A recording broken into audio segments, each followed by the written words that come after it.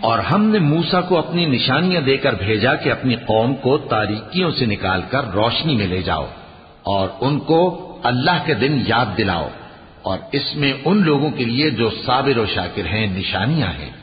اور جب موسیٰ نے اپنی قوم سے کہا کہ اللہ نے جو تم پر مہربانیاں کی ہیں ان کو یاد کرو، جبکہ اس نے تم کو فرعون کی قوم سے رہائی بخشی، وہ لوگ تمہیں برے برے عذاب دیتے تھے اور تمہارے بیٹوں کو مار ڈالتے تھے اور تمہاری لڑکیوں کو زندہ رہنے دیتے تھے، اور اس میں تمہارے پروردگار کی طرف سے بڑی آزمائش تھی۔ اور جب تمہارے پروردگار نے تم کو آگاہ کیا کہ اگر شکر کرو گے تو میں تمہیں زیادہ دوں گا، اور اگر ناشکری کرو گے تو یاد رکھو کہ میرا عذاب بھی سخت ہے۔ اور موسیٰ نے صاف صاف کہہ دیا کہ اگر تم اور جتنے اور لوگ زمین میں ہیں سب کے سب ناشکری کرو تو بھی اللہ بے نیاز ہے، قابل تعریف ہے۔ بھلا تم کو ان لوگوں کے حالات کی خبر نہیں پہنچی جو تم سے پہلے تھے، یعنی نوح اور عاد اور سمود کی قوم اور جو ان کے بعد تھے، جن کا علم اللہ کے سوا کسی کو نہیں۔ جب ان کے پاس ان کے پیغمبر نشانیاں لے کر آئے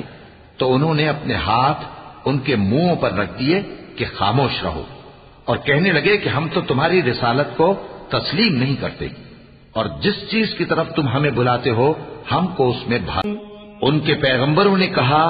کیا تم کو اللہ کے بارے میں شک ہے جو آسمانوں اور زمین کا پیدا کرنے والا ہے؟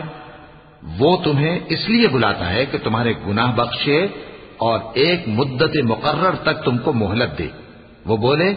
کہ تم تو ہمارے ہی جیسے آدمی ہو، تمہارا یہ منشا ہے کہ جن چیزوں کو ہمارے بڑے پوجتے رہے ہیں ان کے پوجنے سے تم ہمیں روک دو، تو اچھا کوئی کھلی دلیل لاؤ، یعنی معجزہ دکھاؤ۔ پیغمبروں نے ان سے کہا کہ ہاں ہم تمہارے ہی جیسے آدمی ہیں، لیکن اللہ اپنے بندوں میں سے جس پر چاہتا ہے نبوت کا احسان کرتا ہے، اور ہمارے اختیار کی بات نہیں کہ ہم اللہ کے حکم کے بغیر تم کو تمہاری فرمائش کے مطابق معجزہ دکھائیں، اور اللہ ہی پر مومنوں کو تو بھروسہ رکھنا چاہیے۔ اور ہم کیوں اللہ پر بھروسہ نہ رکھیں حالانکہ اس نے ہم کو ہمارے دین کے سیدھے رستے بتائے ہیں، اور جو تکلیفیں تم ہم کو دیتے ہو اس پر ہم صبر کریں گے، اور اہل توکل کو تو اللہ ہی پر بھروسہ رکھنا چاہیے۔ اور جو کافر تھے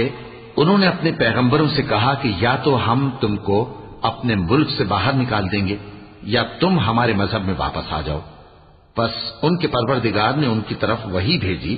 کہ ہم ظالموں کو ہلاک کر دیں گے اور ان کے بعد تم کو اس زمین میں آباد کر دیں گے۔ یہ اس شخص کے لیے ہے جو قیامت کے روز میرے سامنے کھڑے ہونے سے ڈرے اور میرے عذاب سے خوف کرے۔ اور پیغمبروں نے اللہ سے فتح چاہی اور ہر سرکش ضدی نامراد رہ گیا۔ اس کے پیچھے دوزخ ہے اور اسے پیپ والا پانی پلایا جائے گا، وہ اس کو گھونٹ گھونٹ کر کے پیے گا اور گلے سے نہیں اتار سکے گا، اور ہر طرف سے اسے موت آ رہی ہوگی مگر وہ مرنے میں نہیں آئے گا، اور اس کے بعد سخت عذاب ہو۔ جن لوگوں نے اپنے پروردگار سے کفر کیا ان کے اعمال کی مثال راکھ کی سی ہے کہ آندھی کے دن اس پر زور کی ہوا چلے جو اسے اڑا لے جائے۔ اسی طرح جو کام وہ کرتے رہے ان پر ان کو کچھ قابو نہ ہوگا۔ یہی تو پرلے سرے کی گمراہی ہے۔ کیا تم نے نہیں دیکھا کہ اللہ نے آسمانوں اور زمین کو تدبیر سے پیدا کیا ہے؟ اگر وہ چاہے تو تم کو نابود کر دے اور تمہاری جگہ نئی مخلوق پیدا کر دے، اور یہ اللہ کو کچھ بھی مشکل نہیں۔ اور قیامت کے دن سب لوگ اللہ کے سامنے کھڑے ہوں گے تو غریب پیروکار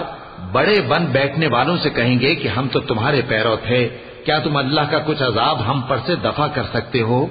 وہ کہیں گے کہ اگر اللہ ہم کو ہدایت کرتا تو ہم تم کو ہدایت کرتے۔ اب ہم گھبراہٹ ظاہر کریں یا صبر کریں ہمارے حق میں برابر ہے، کوئی جگہ رہائی کی ہمارے لیے نہیں ہے۔ اور جب حساب کتاب کا کام فیصل ہو چکے گا تو شیطان کہے گا جو وعدہ اللہ نے تم سے کیا تھا وہ تو سچا تھا، اور جو وعدہ میں نے تم سے کیا تھا وہ جھوٹا تھا، اور میرا تم پر کسی طرح کا زور نہیں تھا۔ ہاں میں نے تم کو گمراہی اور باطل کی طرف بلایا تو تم نے جلدی سے اور بے دلیل میرا کہنا مان لیا، تو آج مجھے ملامت نہ کرو، اپنے آپ ہی کو ملامت کرو۔ نہ میں تمہاری فریاد رسی کر سکتا ہوں اور نہ تم میری فریاد رسی کر سکتے ہو۔ میں اس بات سے انکار کرتا ہوں کہ تم پہلے مجھے شریک بناتے تھے، بے شک جو ظالم ہیں ان کے لیے درد دینے والا عذاب ہے۔